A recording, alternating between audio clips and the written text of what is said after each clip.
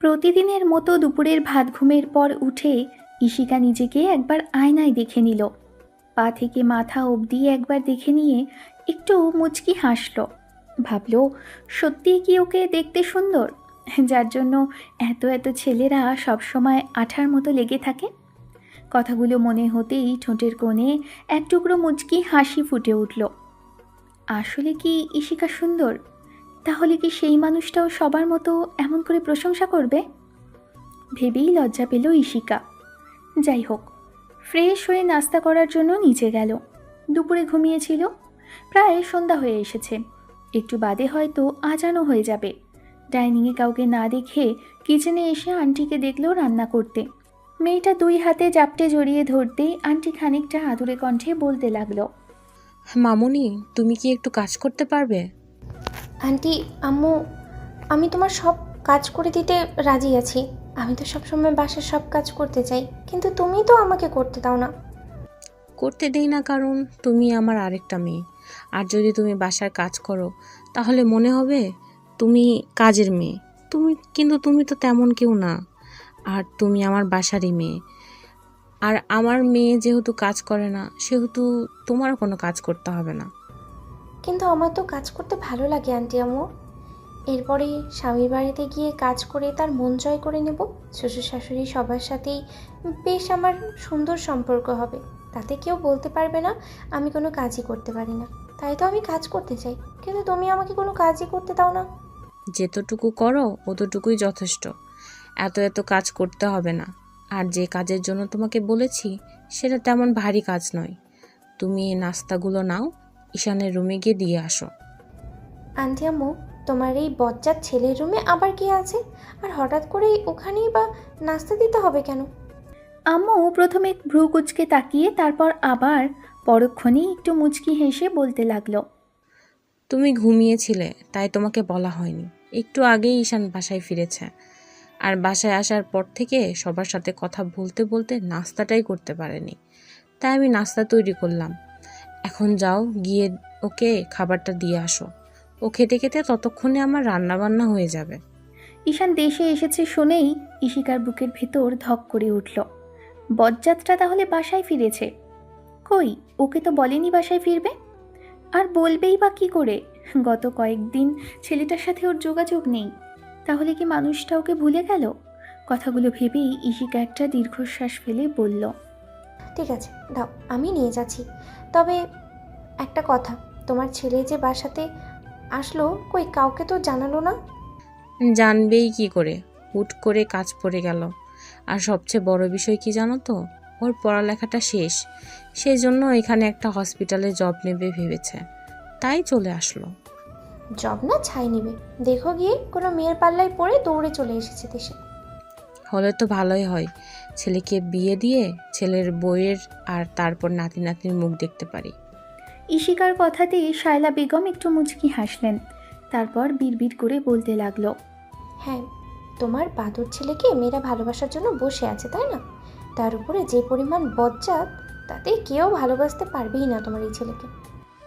ঈশান কথাগুলো বিড়বিড় করে বলল। তারপর শায়লা বেগমের থেকে নাস্তার ট্রেটা নিয়ে ঈশানের রুমের দিকে যেতে লাগলো।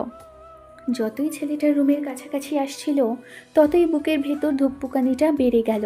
তারপর আবার ওড়নাটা মাথায় দেওয়ার জন্য ট্রেটা এক জায়গায় নামিয়ে রেখে ওড়নাটা মাথাতে বেশ ভালোভাবে দিয়ে নিজে নিজেই পাগলের মতো একটু মুচকি হাসলো। আবার পরক্ষণেই পা বাড়ালো ঈশানের রুমের দিকে।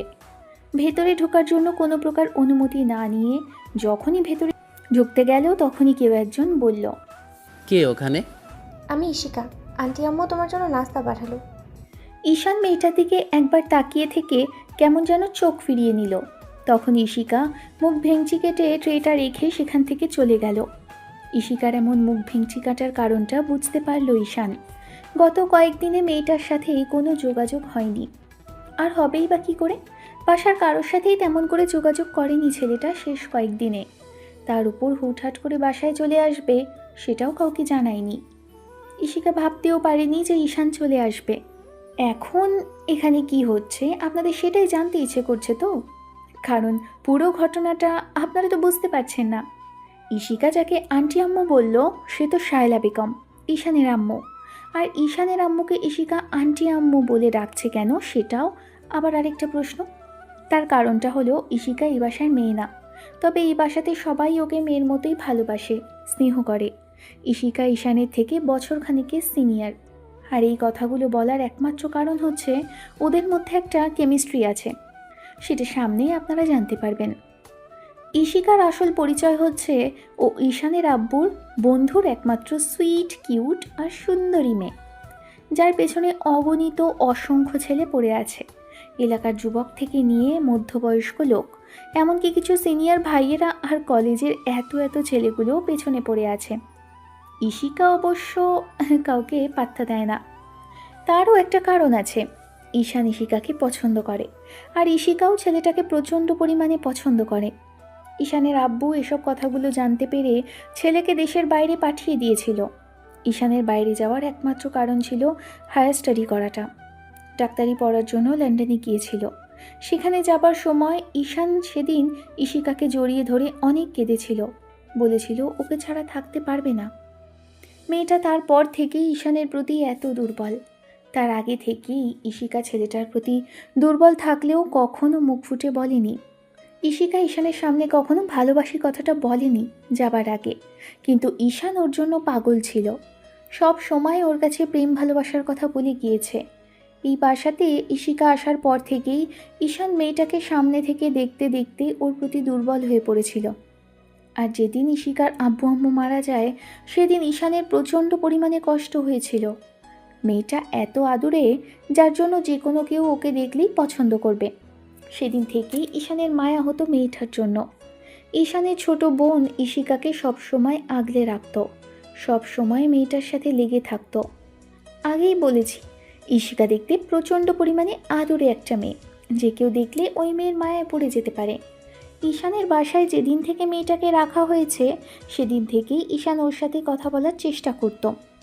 ইশিকার এই শহরে তেমন কেউ ছিল না, সেজন্য ঈশানের আব্বুর বন্ধু অর্থাৎ ইশিকার আব্বু যখন মারা যায়, তখন ঈশানের আব্বুর হাত ধরে অনেক কান্নাকাটি করে বলেছিল ওনার মেয়েটাকে বাসায় আশ্রয় দেবার জন্য।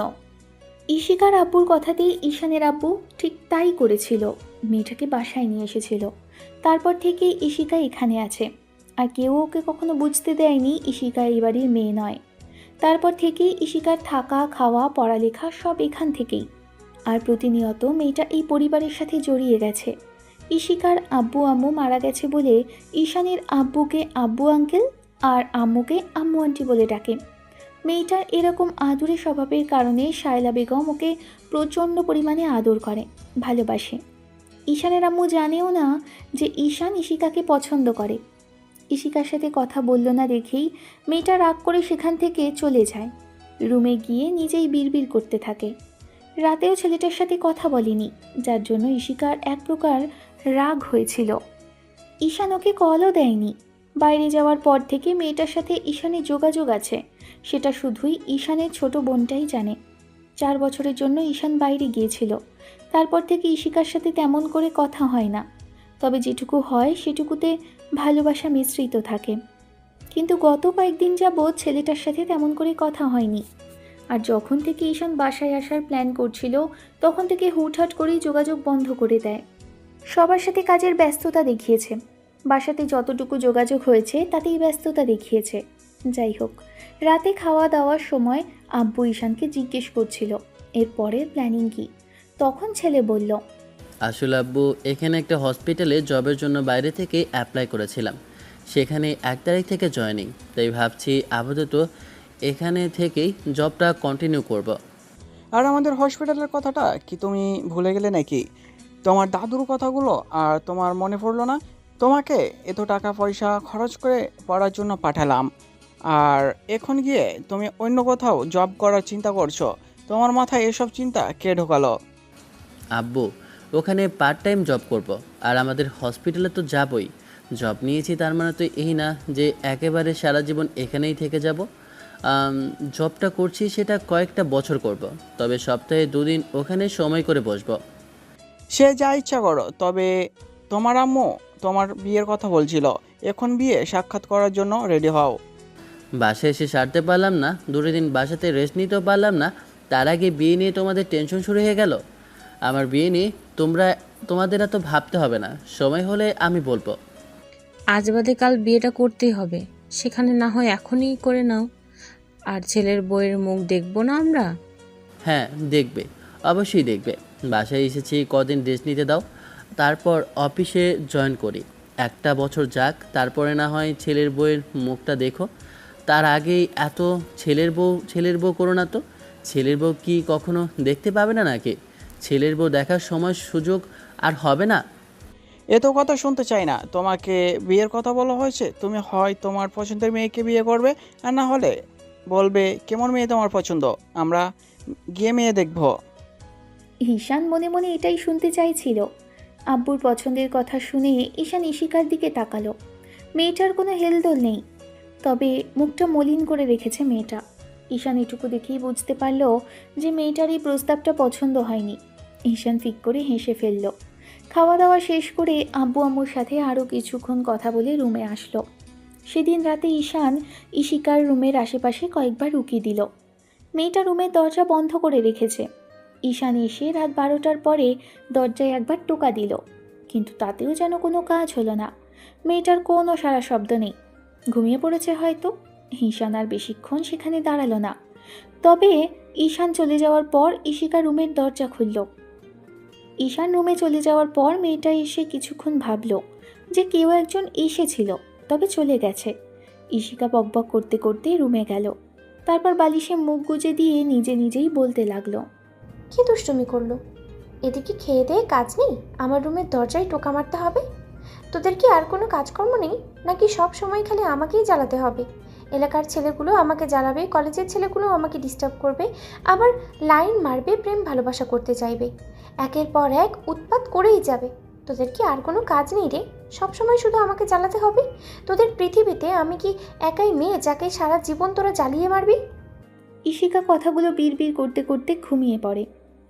স্যার স্যার এসেছেন বিদেশ থেকে, এখন আমাকে চিনতেই পারছেন না। এত ভালোবাসা নাকি আমার জন্য?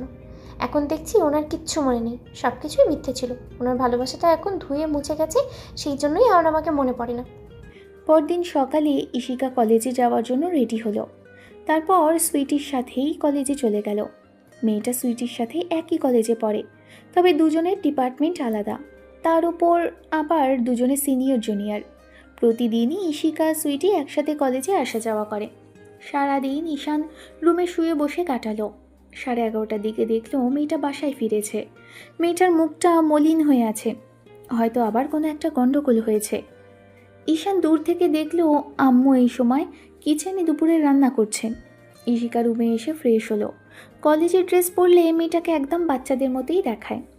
ঈশান দরজার বাইরে থেকে দাঁড়িয়ে বিষয়টা দেখলো। ইশিকার রুমের দরজা খোলা। একটু বাদেই মেয়েটা গোসলে চলে যায়। গোসল শেষ করে যখনই রুমের ভেতর ঢুকলো, তখন ঈশানকে দাঁড়িয়ে থাকতে দেখলো। ছেলেটাকে দাঁড়িয়ে থাকতে দেখে ভূত দেখার মতো চমকে উঠল মেয়েটা। ইশিকা ছেলেটার দিকে কিছুক্ষণ অবাক চোখে তাকিয়ে থেকে তারপর চোখজোড়া বন্ধ করলো। একবার বন্ধ করে নিয়ে খুলতেই দেখলো ঈশান একদম ওর সামনে দাঁড়ানো। ইশিকা কিছু বলবে তার আগেই ছেলেটা ওকে জাপটে বুকের মাঝে জড়িয়ে ধরল। ইশিকাও এবার মুচকি হেসে ছেলেটাকে 2 হাতে জড়িয়ে ধরে বেশ খানিকটা আদুরে কণ্ঠে বলতে লাগলো, ছাড়ো, আমাকে এত ভালোবাসা দেখাতে হবে না। কাল এসে একবারের জন্য আমার সাথে উনি কথা বললেন না, আজ এসে একেবারে ভালোবাসা উতলে পড়ছে। সবার সামনে কথা বলতে চাইনি, কারণ হঠাৎ করে এসে আমার জান পাখিটাকে সারপ্রাইজ দিতে চেয়েছি। ভেবেছি এসেই লম্বা একটা কিস করব আমার বেবিকে। আজ বাজে চিন্তা করবে না একদম, এইসব কিচ্ছু হবে না। ছাড়ো আমাকে, আমি এসবের মধ্যে নেই। তা বললে তো হবে না, আমার জানটার ঠোঁটের মিষ্টিটা যে আমার খেতে ইচ্ছে করছে। বাইরে থাকতে না কতবার করে বলতে, বাসাতে আসলে তোমার ঠোঁটের মিষ্টিটা আমাকে খেতে দেবে, তাহলে এখন কেন এরকম করছো? ওইটা তোমার সাথে কথা বলার জন্য বলতাম, এখন তো কথা বলা হয়ে গেছে। তাছাড়া সবসময় তুমি আমাকে ইগনোর করতে, সেই জন্যই বলতাম। ও, তার মানে আমার ভালোবাসাটা পাওয়া হয়ে গেছে, এখন আর তোমার আমার ভালোবাসার প্রয়োজন নেই, তাই না? আমি তোমার ভালোবাসাটা কখনোই পাবো না। আমাদের এই সম্পর্ক কেউই মানবে না ঈশান। তুমি আমার থেকে জুনিয়র, তাহলে কি করে মানবে? তুমি খামোখা এসব নিয়ে জেদ করছো বেবি। সবাই যেন সহজেই দুজনকে মেনে নেয় সে ব্যবস্থাই করব। এখন কথা না বলে আমাকে একটু আদর করতে দাও জান। এই না, একদমই না, দুষ্টুমি করবে না। তুমি কিন্তু বড্ড ফাজিল হয়ে গেছো দিন দিন। উল্টোপাল্টা কিছু করলে শেষে তোমার প্রতি রাগ উঠে যাবে বলে রাখলাম। আমি জানি না কি হবে না হবে, কিন্তু আমার বউটাকে আমি এখন আদর করব। Please baby, I need you. আমি তোমার বউ এখনো হইনি, তাহলে এরকম করে বউ বলতেছো কেন? হয়নি, 2 দিন পর হবে। বিয়ে করে নিয়ে বাসায় ফিরবো, তারপর দেখবে সবাই চমকে যাবে। চমকে না, ছাই যাবে। সবাই তোমাকে উল্টো দোষারোপ করবে। তারপর আবার আমাকে সবাই ভুল বুঝে বাসা থেকে বেরও করে দিবে। তোমাকে ত্যায্য পুত্র করবে। তখন দুইজনে গিয়ে রাস্তায় বাটি হাতে দাঁড়াতে হবে। তেমন কিছু হবে না বেবি, তুমি আমার মিষ্টি একটা বউ হবে। তাহলে কি হবে? কিছুই হবে না। তুমি খামাখা এসব নিয়ে চিন্তা করছো। আজ বাদে কাল সব ঠিক হয়ে যাবে। এসব নিয়ে ভাবতে হবে না তোমাকে, আমি সবটা সামলে নেব। হ্যাঁ, তুমি আছো, সেটাই তো আমার সবচেয়ে বড় ভয়। সেই জন্যই আমি ভয়ে তেমন কিছু করতেই পারছি না। চুপচাপ থাকো, আমাকে একটু আদর করতে দাও। বলেছি না কথা বলবে না সব বিষয় নিয়ে। ঈশান মেয়েটার কোনো কথা শুনল না। ইশিকার মুখটা বুক থেকে উঠিয়ে ততক্ষণে ওর মুখের দুই পাশে হাত রেখে কপালে চুমু খেয়ে ওর নাকের সাথে নাক ঘষে দিয়ে বলল, তাহলে কবে যান? ঈশান, এখন না, বিয়ের পরে সবটা হবে। আগে বিয়ে করো, সবাইকে রাজি করো, তারপর এসব নিয়ে ভাববো। বিয়েটি পরে হবে, ওইসব বিষয় এখন না। আগে আমাকে জবে জয়েন হতে দাও, তারপর হসপিটালে যাই। আর তোমার অনার্সটা শেষ হোক, তারপর না হয়। আমি অনার্স শেষ করে ফেলেছি ফাজিল ছেলে, তোমাকে এত চিন্তা করতে হবে না। হ্যাঁ তাই তো, তোমার তো বিয়ের বয়স হয়ে গেছে। এই মেয়ে, তুমি কবে বিয়ে করতে চাও বলো, আমি সেদিনই বিয়ে করব তোমাকে। কথাগুলো বলেই ঈশান ইশিকার ঠোঁটে ঠোঁট ছোঁয়ালো। মেয়েটা ওকে ছাড়িয়ে নিতে চাইলে ঈশান ওকে নিজের সাথে মিশিয়ে নিল।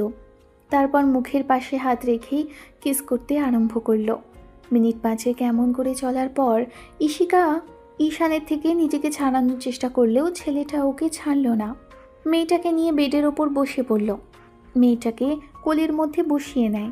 ইশিকাও 2 হাতে গলা জড়িয়ে ধরে রেখেছে।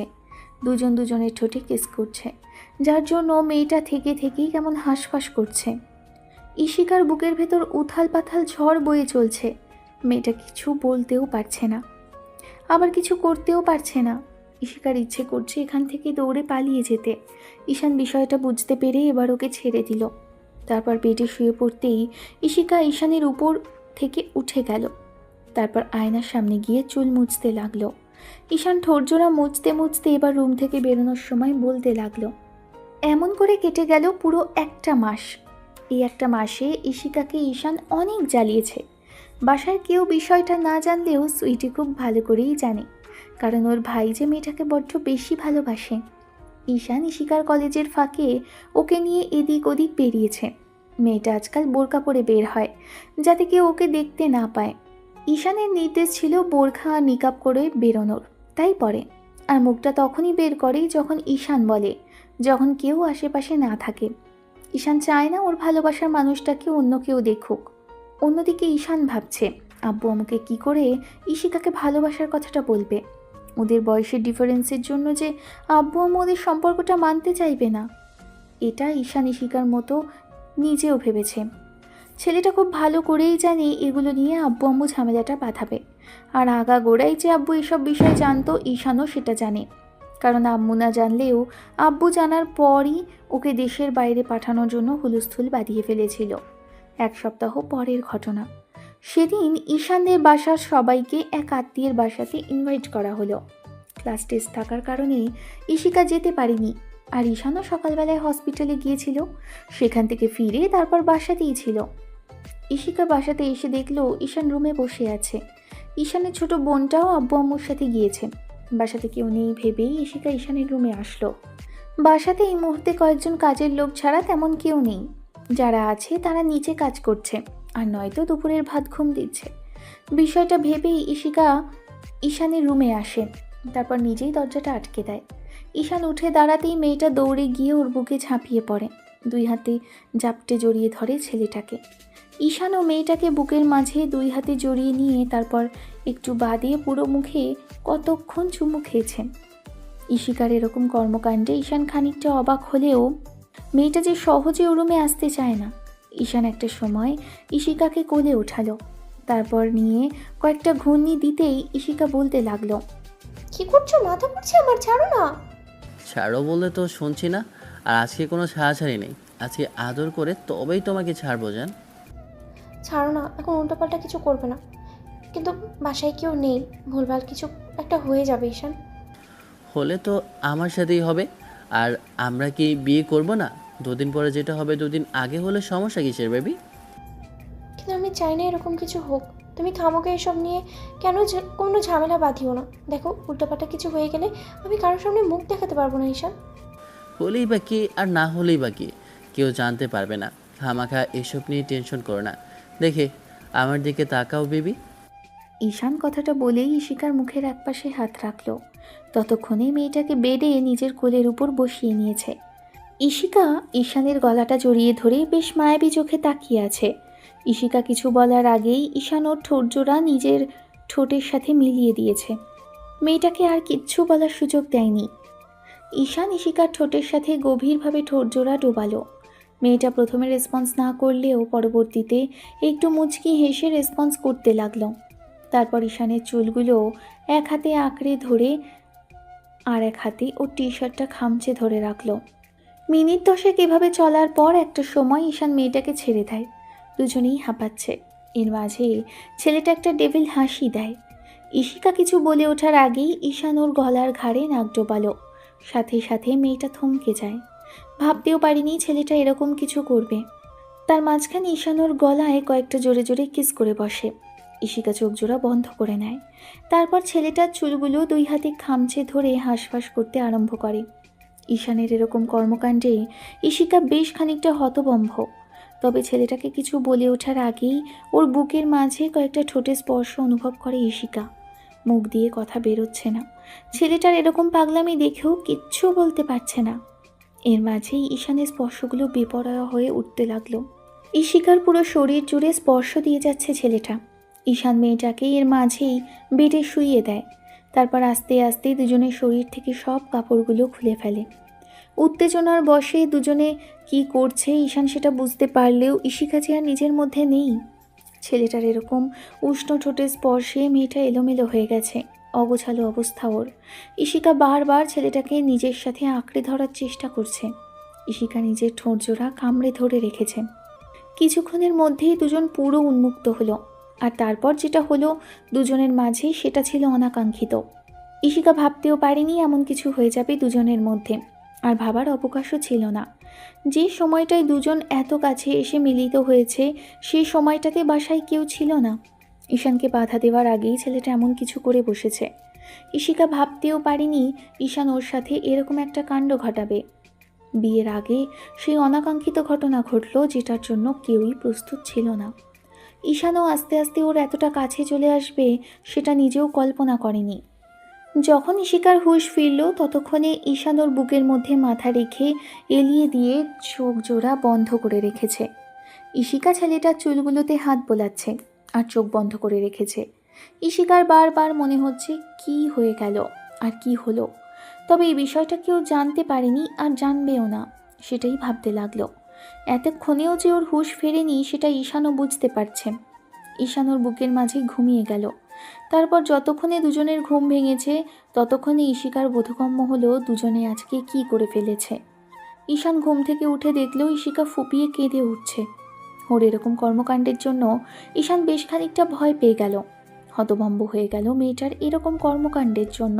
মেয়েটাকে কান্না করতে দেখেই ঈশান তাড়াহুড়ো করে উঠে বসলো আর মেয়েটাকে উদ্দেশ্য করে বলতে লাগলো, বেবি, কি হয়েছে? তুমি কাঁদছো কেন?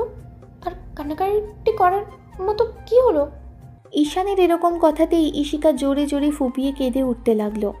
ঈশান এবার নিজেকে ঠিকঠাক করে নিয়ে যখনই ইশিকার মুখের 2 পাশে হাত রাখে তখনই ইশিকা ঈশানের গায়ে এলো পাথারি কিল ঘুষি মারতে আরম্ভ করে। ও ভাবতে পারেনি আজকে ঈশানের রুমে আসতেই এরকম একটা কাণ্ড ঘটাবে। ঈশান নিজেও বুঝতে পারেনি যে এত কিছু হয়ে যাবে দুজনের মাঝে। দুজনে কাছাকাছি এসেছিল, তারপর আদুরে স্পর্শ দিতে গিয়েই পুরো এলোমেলো অবস্থা হয়ে যাবে দুজনেই সেটা ভাবেনি। ইশিকা যতক্ষণ ঈশানকে জোরে জোরে কিলঘুষি মারতে লাগলো, ঈশান ওকে আটকানোর চেষ্টা করে বলতে লাগলো, আরে বাবা, কান্নাকাটি করছে কেন? সবই তো ঠিক আছে। তাহলে ঈশিকা ঠিক আছে এই কথাটা শোনার সাথে সাথেই ঈশানকে আবার আঘাত করতে করতে বলতে লাগলো, এটা তুমি কি করলে? বিয়ের আগে এরকম একটা কাজ তুমি কি করে করতে পারলে? তোমার আমাকে বিয়ে করার ইচ্ছে নেই তাই না? এই জন্যই জোর করে আমার সাথে এরকম কিছু করলে। আজকে বাসায় কেউ নেই, সেই সুযোগটাই তুমি নিলে। আমি ভাবতেও পারছি না তুমি আমার সাথে এরকম কিছু করবে। তুমি নাকি আমাকে ভালোবাসো, তাহলে এটা তুমি কি করে করতে পারলে? ঈশানের এবার হুঁশ ফিরল। আর যতক্ষণে হুঁশ ফিরেছে ততক্ষণে ঈশিকার গায়ের দিকে তাকিয়ে বুঝতে পারল ওদের মাঝে সেই অনাকাঙ্ক্ষিত ঘটনা ঘটেছিল, যেটা বিয়ের আগে ঘটা উচিত ছিল না। পবিত্র ভালোবাসাটা যে নোংরা হয়ে গেল। ঈশান এবার মাথার চুলের দুই পাশে খামচে ধরে বলতে লাগলো, ও শিট শিট শিট, কী করে হলো এগুলো? কি করে হলো তাই না? তুমি একটা লম্পট, একটা বাজে ছেলে। তুমি এইসব ইচ্ছে করেই করেছো। আমাকে জোর করে কাছে টেনেছো, আমি বাধা দিতে না পারিনি। তার আগেই তুমি এমন কিছু করেছো। আমি কি করবো এখন? সবাই যে ছিছি করবে। এসব যদি বাইরে জানাজানি হয় তাহলে।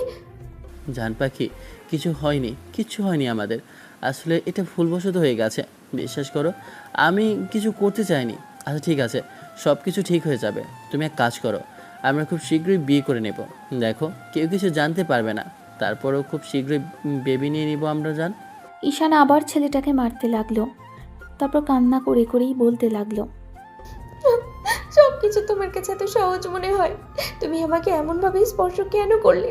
আমি কি বিয়ের আগে এসব কিছু করতে চেয়েছি? বারবার করতে আমাকে বারণ করেছি, আর তুমি ততবারই আমার কাছে এরকম কিছু করলে।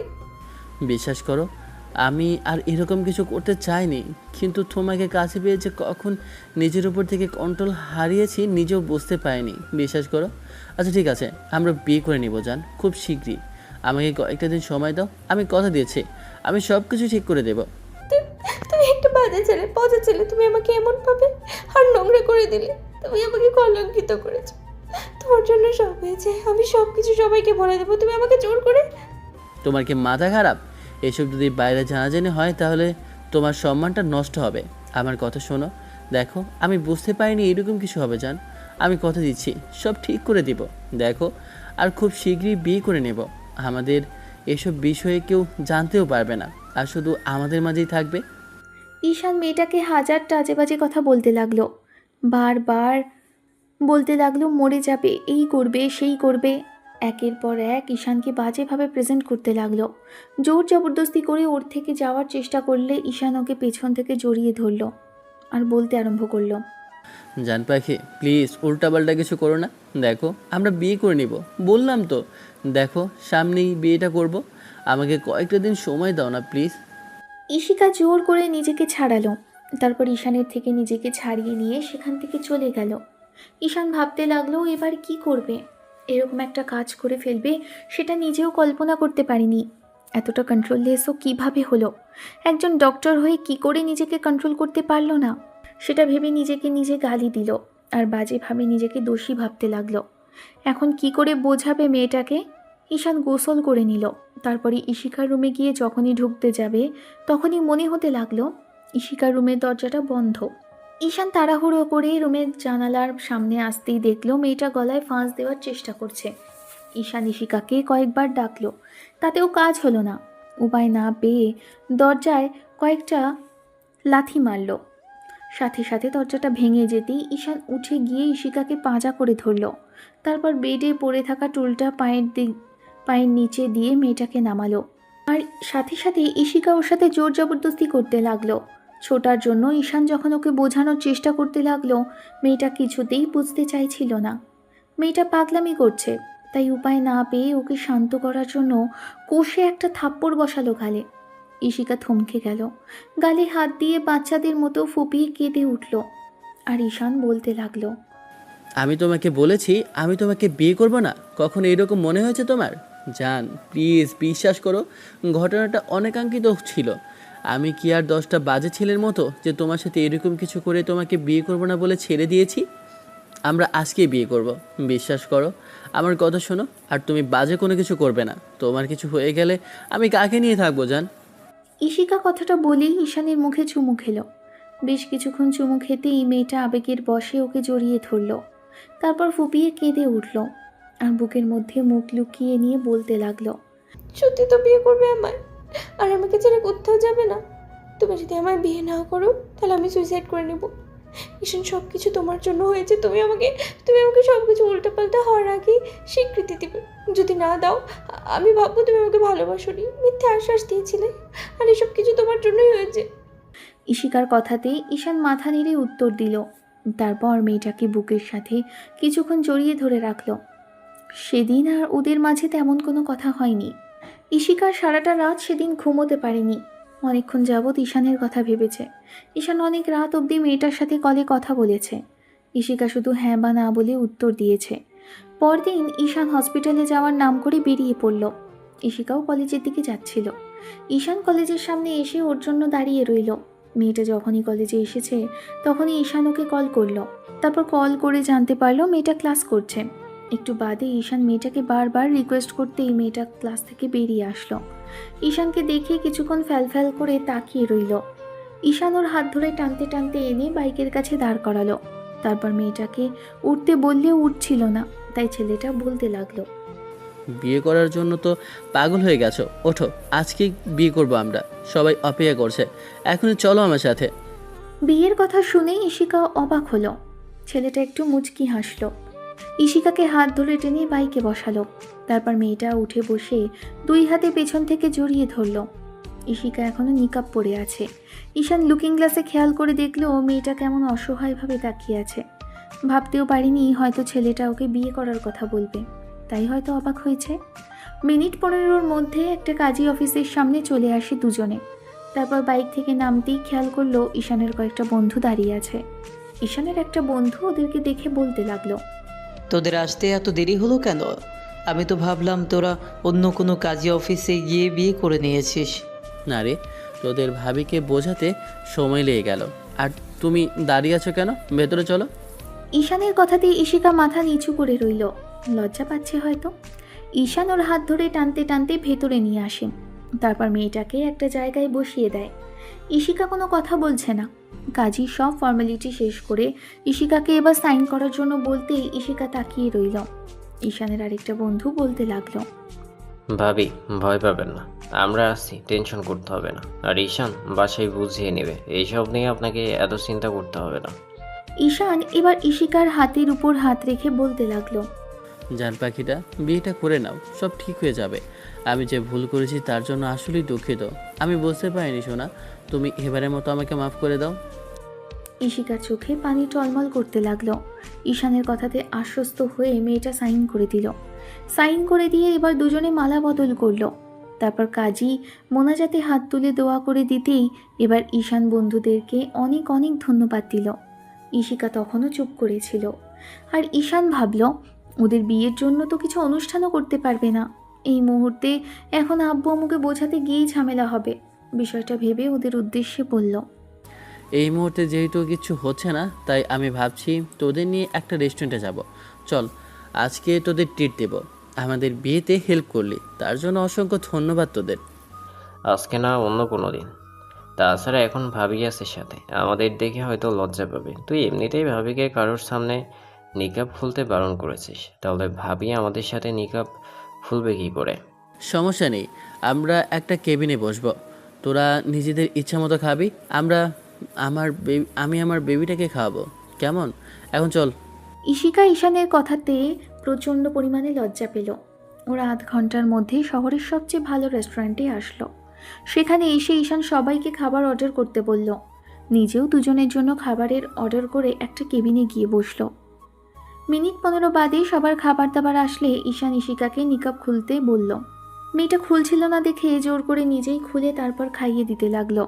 আশ্চর্যজনক হলেও এটাই সত্যি যে মেয়েটা সবসময় এত কথা বলে, সেই মেয়েটা এই মুহূর্তে কোনো কথাই বলছে না। ঈশান তখন ওকে এক হাতে জড়িয়ে ধরে বলতে লাগলো, জান পাখি, এখনও রাগ কমছে না তোমার আমার ওপর থেকে? আচ্ছা ঠিক আছে, আমি কথা দিচ্ছি আমি সব সময় সব ভুল শুধরে নেব।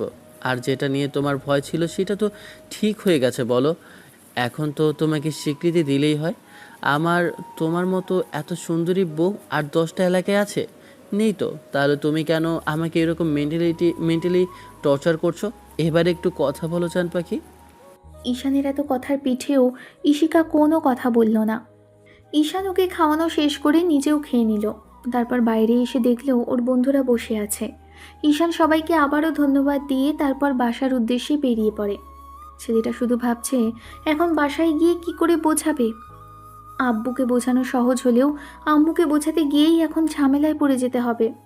এক আকাশ পরিমাণ মাথায় টেনশন আর বউ নিয়ে ঈশান বাসায় ফিরল। তারপর বাসার সামনে গিয়ে কিছুক্ষণ দাঁড়িয়ে রইল। ঈশিকা আগেই মাথা নিচু করে দাঁড়িয়ে আছে। মেয়েটা আজকে এত চুপচাপ, যেটা ঈশানকে ভাবাচ্ছে। ঈশান বারবার করে ওর সাথে কথা বলার চেষ্টা করেও কাজ হলো না। শেষে দরজার কলিং বেল দিল। কয়েকবার বাজতেই বাসার কাজের লোক এসে দরজা খুলে দিল। ওদের দুজনকে এমন করে দাঁড়িয়ে থাকতে দেখে ঈশান সবাইকে উদ্দেশ্য করে বলতে লাগলো, তোমরা বাসার সবাইকে ডাকো আর এখানে আসতে বলো। এর মাঝে সুইটি কোথা থেকে যেন এসে দূর থেকে দুজনকে দাঁড়িয়ে থাকতে দেখে আরেকটু এগিয়ে আসলো।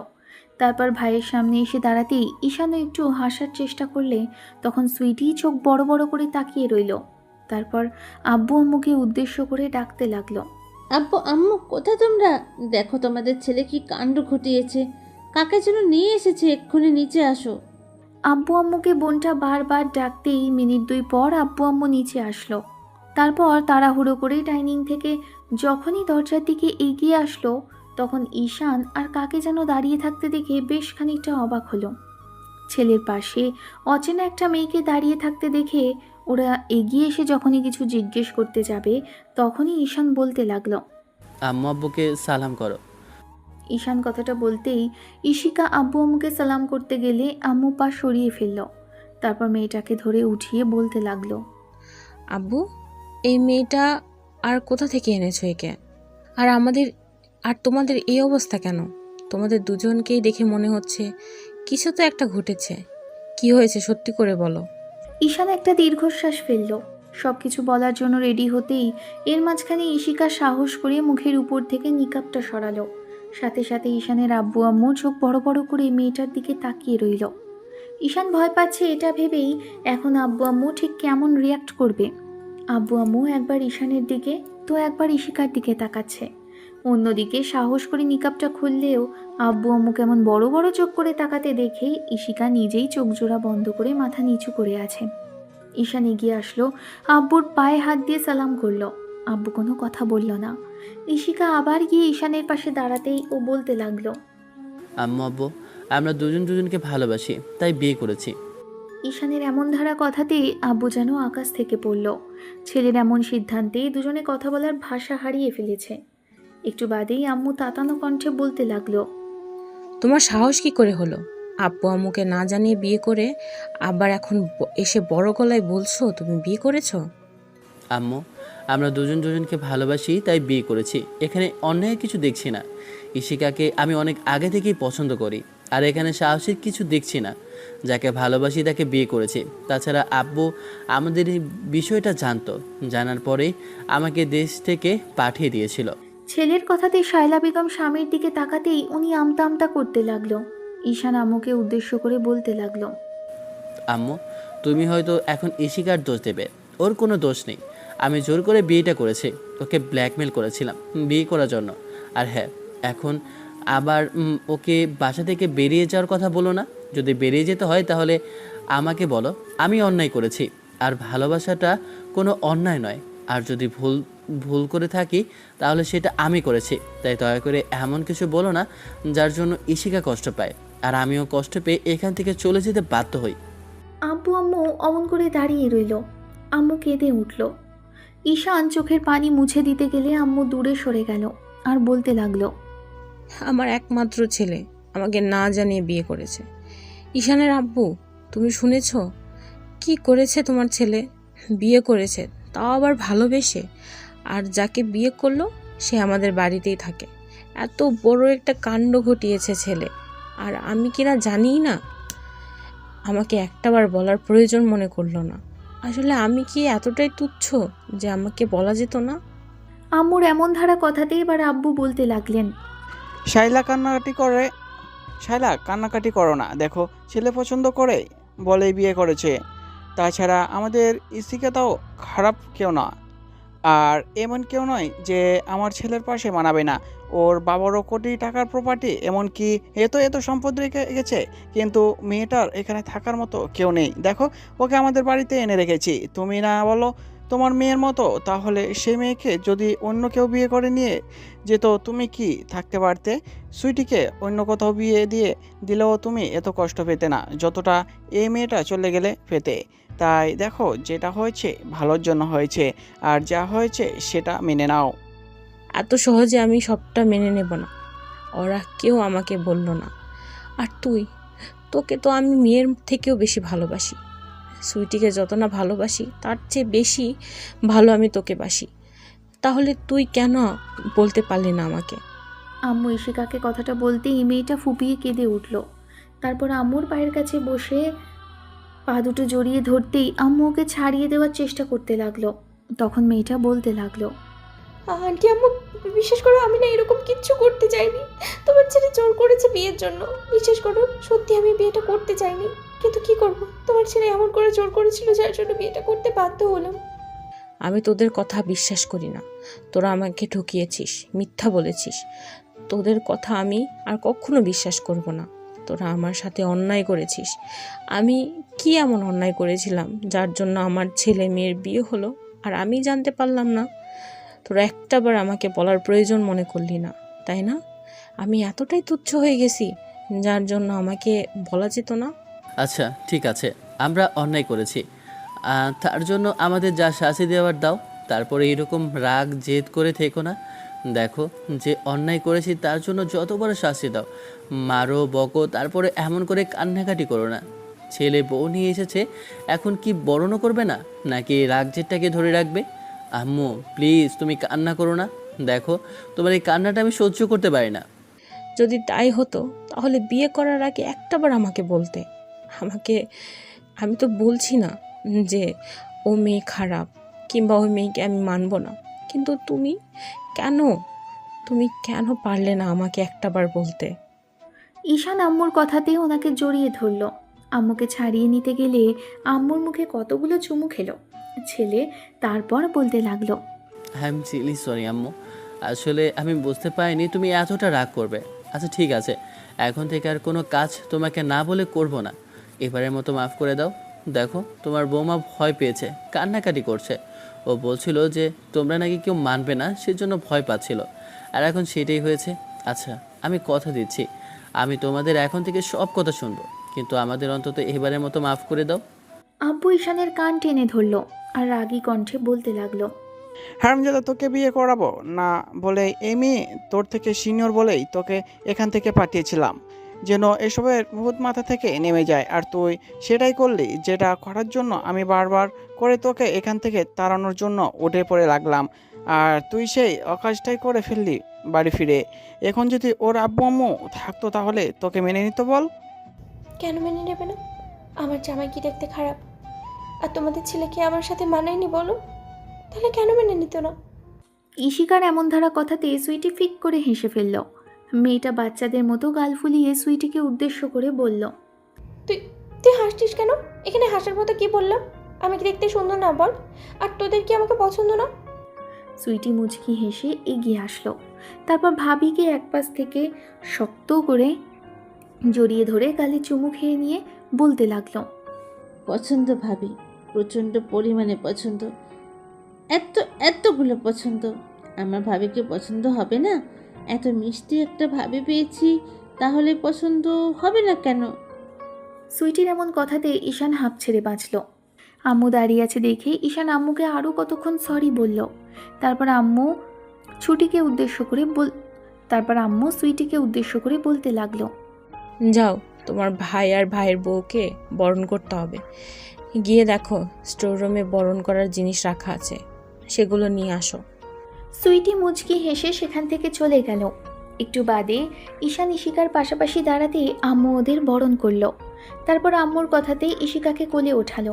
তারপর মেয়েটাকে নিয়ে যখনই আম্মুর কথা মতো রুমের দিকে যাবে, ঠিক তখনই সুইটি পাশ থেকে বলতে লাগলো, ভাইয়া বউয়ের জন্য এখনই এত পাগল? আর তো দিন পরেই আছে, এখনই নির্লজ্জ বেহায়ার মতো একবার বলতেই বউকে কোলে ওঠালে। আব্বু আম্মুর সামনে একটু তো লজ্জা করো। বলতে না বলতেই বউকে কোলে উঠেছ। বোন, তুই কিন্তু খুব বাড়াবাড়ি করছিস। তোর হাড়গোড় আমি গুঁড়ো গুঁড়ো করে দেবো বলে দিলাম। তুই বড্ড বেশি বজ্জাত হয়ে গেছিস আজকাল। বড় ভাইয়ের সাথে ঠিক কিভাবে কথা বলতে হয় সেটা একদম জানিস না, না? আমি কিছু বললেই দোষ, তাই না? তুমি প্রচণ্ড পরিমাণে বেয়াদব একটা ছেলে। বাড়িতে বসে বসে এরকম প্রেম ভালোবাসা করে বেরিয়েছ, আর এখন আব্বু আম্মুর অগোচরে বিয়েটা করে নিয়ে এসে আমার সাথে চোটপাট দেখাচ্ছ। একবার শুধু ফুপি হতে দাও, তাহলে দেখো তোমার কি হাল করি। সুইটির দিকে ঈশান রাগী চোখে তাকাতেই বোনটা সেখান থেকে দৌড়ে চলে গেল। ঈশান বউকে নিয়ে রুমে আসতেই এর মাঝে বোনটাও আবার আসলো। তারপর আর সন্ধ্যার মুখে আম্মুকে বাসায় একটু খাওয়া দাওয়ার আয়োজন করা হয়েছিল। ঈশানের বন্ধুদের আবার ডাকা হলো। আব্বু আম্মু জানেও না বন্ধুরা এই শুভ কাজের সাথে যুক্ত হলো, তাহলে হয়তো রাগের মাথায় ওদেরও বকাঝকা করে দিত। সবার সাথে খাওয়া দাওয়া করে ঈশান একটু সেজে গুজে বাসর ঘরে আসার জন্য প্রস্তুত হলো, কারণ বন্ধুরা এসে ওদের বাসর ঘর সাজিয়েছে।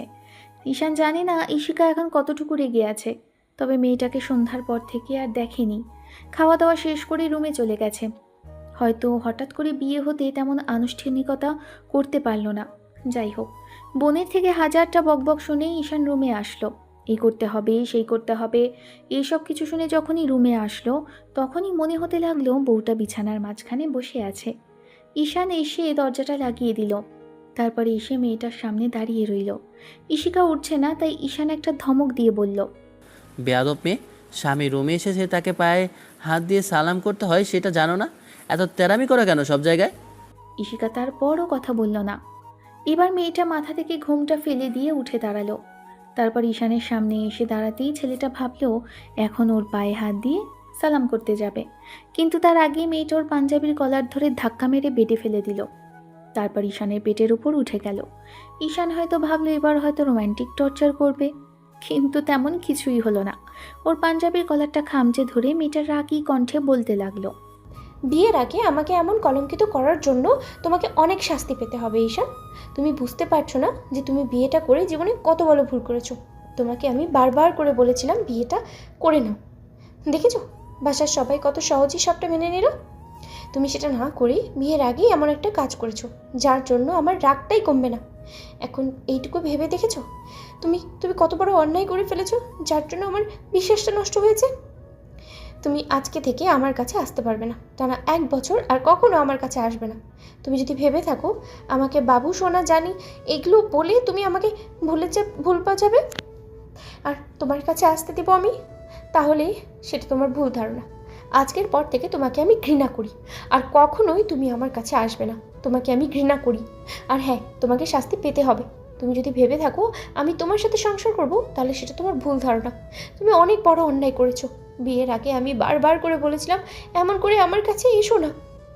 ঈশান ঈশিকাকে বেডের উপর ফেলে দিল। তারপর দুই হাত বেডের সাথে চেপে ধরে ওর দিকে ঝুঁকে যেতেই তখন ঈশিকা বলতে লাগলো, আমি জানি কাপুরুষদের মতো তুমি এগুলো করতে পারবে, আর এগুলো করার জন্যই যে তুমি আমাকে বিয়ে করেছো সেটা আমার খুব ভালো করেই জানা আছে। একটা কাপুরুষ কথাকার আমার সাথে ফিজিক্যাল ইনক্রিমেন্ট হওয়ার জন্য আর কত নিচে নামবে তুমি। ঈশান মেয়েটার এমন কথাতেই ঈশিকাকে ছেড়ে দিল, উঠে পাশে বসে পড়ল। মেয়েটা এত বাজে কথা ওকে বলতে পারলো? ঈশান ভেবেছিল মেয়েটা রাগ করেছে, তাই রাগের মাথায় এসব আবোল তাবোল বকছে, কিন্তু না, মেয়েটা সিরিয়াসভাবে এসব কথা বলল। এত সব কথা বলার জন্য ঈশানের এবার বুকের ভেতর কেমন যেন করে উঠল। বারবার করে মনে হতে লাগলো এরকম একটা কথা ওকে মেয়েটা বলতে পারলো, তার উপর এত বাজে একটা কথা। ঈশান একটু তাচ্ছিল্য করে হেসে বলতে লাগলো, আমি না হয় লম্পট বাজে ছেলে, তাহলে তুমি সেদিন আমার রুমে এসেছিলে কেন? বাসায় কেউ না থাকা সত্ত্বেও তোমাকে দরজা আটকে দিতে হয়েছিল কেন? একটা মেয়ে আর একটা ছেলের মাঝে যে দূরত্ব থাকে সেই দূরত্বের মধ্যে শয়তান থাকে, তুমি সেটা বুঝতে পারলে না। সব দেশ এখন আমার হলো, তাহলে তুমি কেন আমার কাছে এসেছিলে? তোমাকে আমি বলেছিলাম কাছে আসতে? সব দোষ এখন আমার হয়ে গেল। একটা ছেলে একটা মেয়ের কাছে কেন আসে তুমি জানো না? তাহলে মেয়েটা কেন এসেছিল ছেলেটার কাছে? এত যদি আমাকে ঘৃণা করে, এত যদি আমাকে অসহ্য মনে হয়, তাহলে বিয়ে করা কি খুব বেশি প্রয়োজন ছিল? তোমাকে আমি জোর করেছিলাম বিয়ে করার জন্য? তোমাকে আমি জাস্ট বলেছিলাম আমি যদি এতটাই বাজে হতাম তাহলে তোমাকে কখনোই বিয়ে করতাম না, তোমাকে এমন নোংরা করে দিয়ে রাস্তায় ফেলে দিতাম। ভালোবেসেছিলাম আবেগের বশে, অনুভূতির তাড়নায় একটা ভুল করে বসেছিলাম, তাই ভুলটা শুধরে নিতে চাইছি। কই, তুমি তো প্রেগনেন্ট হওনি, কিংবা আমিও তোমাকে অস্বীকার করিনি। আর যদি হতেও সেটা আমি স্বীকার করে নিতাম, কারণ আমার ভালোবাসাটা এতটা তুচ্ছ নয়। ভুলভাল কিছু একটা করে ফেলেছি, সেজন্য ভুলটা শুধরে নিতে চাইছি। আর তুমি এত রাগ দেখাচ্ছ, ঠিক আছে, আমিও দেখব তুমি কতটুকু আমার ভালোবাসা না পেয়ে থাকতে পারো। আমি অন্য সব মেয়েদের সাথে এরকম কর্মকাণ্ড করে বেড়াবো, দেখি তুমি এগুলো কি করে সহ্য করতে পারো। তোমার যা খুশি তাই করতে পারো। তুমি যদি ভেবে থাকো তোমার এই সব কথাতে আমি ভয় পেয়ে যাব, কান্নাকাটিতে জুড়িয়ে দিব, তোমার কাছে আসবো, তাহলে সেটা তোমার ভুল ধারণা।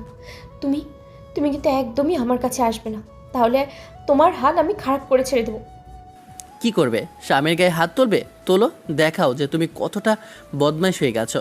একটা মেয়ে তার স্বামীর গায়ে কি করে হাত তুলতে পারে, তুমি আমাকে দেখিয়ে দাও। তুমি ঠিক কতটুকু নিচে নামতে পারো যে নিজেকে স্বামীর গায়ে হাত তুলতে দ্বিতীয়বার ভাবতে তোমাকে সেটা প্রমাণ করে না। ঈশিকা কোনো কথা বলল না, ওয়াশরুমে চলে গেল। ফ্রেশ হয়ে এসে বেডের একপাশে শুয়ে পড়ল। ঈশিকা এসে বেডের মাঝখানে কোলবালিশ দিয়ে তারপর শুয়ে পড়েছে। ঈশান ভেবেছে ঈশিকাকে কালকে হয়তো কাছে পেয়ে যাবে, আর আজকে একটু রাগ করে আছে, কালই হয়তো রাগটা কমে যাবে। ঈশানের ভালোবাসাটা যে ঈশিকার কাছে রাগ জেদের থেকে বড় না, সেটা ঈশান বুঝতে পারেনি। রাগের মাথায় হয়তো মেয়েটা এরকম কথা বলছে। এরকম একটা কর্মকাণ্ডের পর একটু রাগ করে থাকাটাই স্বাভাবিক। ঈশান ভাবলো আজ কিংবা কাল সব ঠিক হয়ে যাবে, তাই চুপচাপ ঘুমিয়ে রইল। অন্যদিকে ঈশিকার ঘুম আসছে না, বারবার ইচ্ছে করছে ঈশানের বুকে মাথা রাখতে, কিন্তু রাগের মাথায় বলে তো দিল ওকে স্বীকৃতি দেবে না, ওকে কাছে আসতেও দেবে না। মেয়েটা শুধু এইটুকুই ভাবছে। রাগের মাথায় বলে তো দিলাম বজ্জারটাকে যে কাছে আসতে দেবো না, কিন্তু ওকে ছাড়া আমি থাকতে পারবো না। বিয়ে হয়েছে পর থেকে তো স্বামী হিসেবে মেনে নিয়েছি, ওর বুকে ঘুমাতেও খুব ইচ্ছে করছে। কী করে থাকবে এখন ওকে থেকে দূরে রেখে? ঈশান বেশ শান্তিমতোই ঘুমিয়েছিল। পরদিন সকালবেলা যে কাণ্ডটা ঘটল সেটার জন্য ঈশান প্রস্তুত ছিল না। ঈশিকা গোসল শেষ করে এসে আয়নার সামনে দাঁড়িয়েছিল। ঈশান কেমন শান্তিতে ঘুমোতে দেখেই মেয়েটা ওয়াশরুম থেকে এক মগ পানি এনে ঈশানের মুখে মারল, যার জন্য ছেলেটা ধরফরিয়ে উঠে বসল। তারপর আশেপাশে তাকাতেই দেখে সামনে ঈশিকার রাগী চোখে তাকিয়ে আছে। মেয়েটার খোলা চুলগুলো কোমর ছাড়িয়ে গেছে, আর ভেজা চুলগুলো থেকে টুপটুপ করে পানি পড়ছে। হয়তোবা গোসল করে এসেছে। বিয়ের প্রথম দিনে মেয়েটাকে অসম্ভব রকমের সুন্দরী লাগছে। এরকম অবস্থাতে ঈশান হয়তো পাগল হয়ে যাবে। ঈশান বিছানা থেকে নেমে আসলো। তারপর মেয়েটার সামনে দাঁড়াতেই ঈশিকা সরে গেল আর বলতে লাগলো, এই যে মহারাজ, এত বেলা পর্যন্ত ঘুমালে হবে? এখন ওঠো, বিছানা ঠিক করো, তারপর নিচে যাও, দেখো ব্রেকফাস্ট তৈরি হয়েছে কিনা। এগুলো কি আমার দেখার বিষয় নাকি? আমি কেন দেখতে যাব? ঈশিকা, তুমি ওর বাড়াবাড়ি করছো। আমি আমার ভুল স্বীকার করছি, বারবার মাপ চেয়েছি, সরি বলেছি, তাও যথেষ্ট না? তোমাকে তো বিয়ে করে নিয়েছি, ভুলটা শুধরে নিয়েছি, তাহলে তুমি কেন শোধরাতে চাইছো না? আমাকে কেন কাছে আসতে দিতে চাইছো না? এইসব করে উল্টো হিতের বিপরীত হবে শেষে। যদি আমি অন্য কারো কাছে চলে যাই, অন্য কারো কাছ থেকে ভালোবাসা নেওয়ার চেষ্টা করি, সেটা কিন্তু তোমার জন্য কষ্টের ব্যাপার হবে। তাই ভালোই বলছি, যেটা হয়েছে সেটা মেনে নাও। আর আজকের পর থেকে যদি এসব নিয়ে বেশি বাড়াবাড়ি করো, তাহলে আমার থেকে খারাপ আর কেউ হবে না। তুমি যা খুশি তাই করতে পারো। তুমি কি ভেবেছো অন্য মেয়েদের সাথে মেলামেশা করলে কি আমি তোমাকে ভালোবাসতে যাব? তোমার জন্য কেঁদে মরবো? কখনোই না। ঠিক আছে, দেখি কতদিন আমার থেকে দূরে থাকতে পারো। তারপর আমার ভালোবাসা পাওয়ার জন্য যদি কান্নাকাটি করো, তাতে করে খুব বেশি লাভ হবে না বলে রাখলাম। ঈশান ওয়াশরুমে চলে গেল। ফ্রেশ হয়ে আসলো। একটু বাদে ফ্রেশ হয়েছে, শুধু একটা টাওয়াল পরে। যখনই বাইরে আসে দেখে ঈশিকা ড্রেসিং টেবিলের সামনে বসে আছে। ছেলেটা ভাবলো বউটাকে একটু আদর করে দেওয়া যাক, তাতে যদি বউটার রাগ কমে যায়। ঈশানের যেই ভাবা সেই কাজ। মেয়েটার পেছনে এসে দাঁড়ালো। কখন ঈশিকার এতটা কাছে চলে এসেছে জানে না। তারপর মেয়েটা যখন ঈশানকে দেখলো, ওকে দেখার সাথে সাথেই উঠে দাঁড়ালো। ঈশিকা উঠে দাঁড়াতেই ঈশান মেয়েটার পেটের ওপরের শাড়ি গলিয়ে পেটের উপর হাত রেখে ঘাড়ে আর গলায় নাক ডুবিয়ে দিয়েছে, যার জন্য মেয়েটা হাঁসফাঁস করতে আরম্ভ করেছে। ঈশানের এরকম কর্মকাণ্ডে ঈশিকা চোখ বড় বড় করে ছেলেটার দিকে তাকালো। তার মাঝখানেই ঈশান ওর ঘাড়ে আর গলায় কয়েকটা চুমু দিয়ে ফেলেছে। ঈশিকা হতভম্ব হয়ে গেল সেদিনের কথাগুলো মনে করেই। তারপর ঈশানকে ছাড়িয়ে নেওয়ার চেষ্টা করতেই ছেলেটা ওকে আরেকটু শক্ত করে জড়িয়ে ধরে মেয়েটার ঘাড়ে আরও গভীরভাবে চুমু খেলো। ঈশান চুমুর সাথে সাথে লাভ বাইট দিতেই ইশিকা জোর করে ছাড়িয়ে নিয়ে ওর পিছন দিকে ফিরে বসে একটা থাপ্পড় বসাতে ঈশান হতভম্ব হয়ে যায়। তারপর বেশ খানিকটা রাগী কণ্ঠে বলতে লাগলো, স্বামীর গায়ে হাত তুলতে তোমার একটু বিবেকে বাঁধলো না? তোমার কি মনে হলো না যে এই মানুষটা তোমাকে ঠিক কতটুকু ভালোবাসে? তোমার কি একটাবারও মনে হলো না যে যাকে ভালোবাসো তাকে পেয়েছো? সেটা তোমার জন্য ভাগ্যের ব্যাপার ছিল। যেখানে মানুষ নিজের ভালোবাসার মানুষটাকে হাজার চেষ্টা করেও পায় না, সেখানে তুমি না চাইতেও পেয়ে গেছো। আর সেই জন্য তোমার কাছে কোনো দাম নেই, তাই তো? আজকের পর থেকে আমিও দেখব তুমি কী করে আমার ভালোবাসাটা পাও, আর কতদিন আমার ভালোবাসা থেকে দূরে থাকতে পারো। ইশিকা কোনো কথা বলল না। ঈশান ওই দিনের পর থেকে ইশিকার হাতটা পর্যন্ত ধরে দেখেনি। আব্বু আম্মুর সামনে স্বাভাবিকভাবে কথা বললেও রুমের মধ্যে ওদের মাঝে আকাশ পাতাল দূরত্ব থাকে। ইশিকা যথাসম্ভব ছেলেটাকে এড়িয়ে চলার চেষ্টা করে আর সব সময় সিন ক্রিয়েট করতে থাকে। অন্যদিকে ঈশান তাতে কোনো কিছু মনে করে না। 1 মাস পরের ঘটনা। সেদিন যখন ঈশান হসপিটাল থেকে ফিরছিল, পথিমধ্যেই গাড়িটা খারাপ হয়ে যায়। তারপর একটা রিক্সা করে ফেরার সময় মাঝ রাস্তাতেই বৃষ্টি শুরু হয়ে যায়। বৃষ্টিতে ভিজে ভিজে বাসায় ফিরেছে ছেলেটা। আসলে রিক্সার হুডটা নষ্ট ছিল, তাই ওঠাতে পারিনি। যতক্ষণে বাসায় এসে পৌঁছেছে একদম কাক ভেজা হয়ে গেছে। বাসায় এসে কলিং বেল দিতে ইশিকা গিয়ে দরজা খুলে দেয়। তারপর ঈশানকে দাঁড়িয়ে থাকতে দেখে দরজা থেকে সরে গেল। ঈশান একবার মেয়েটার দিকে তাকিয়ে থেকে তারপর রুমের দিকে চলে যায়। আরও কিছুক্ষণ শাওয়ার নিয়ে রুমে আসতে দেখে ইশিকা বসে আছে। ঈশান শুকনো কাপড় পরে নেয়, তারপর বাইরে চলে যায়।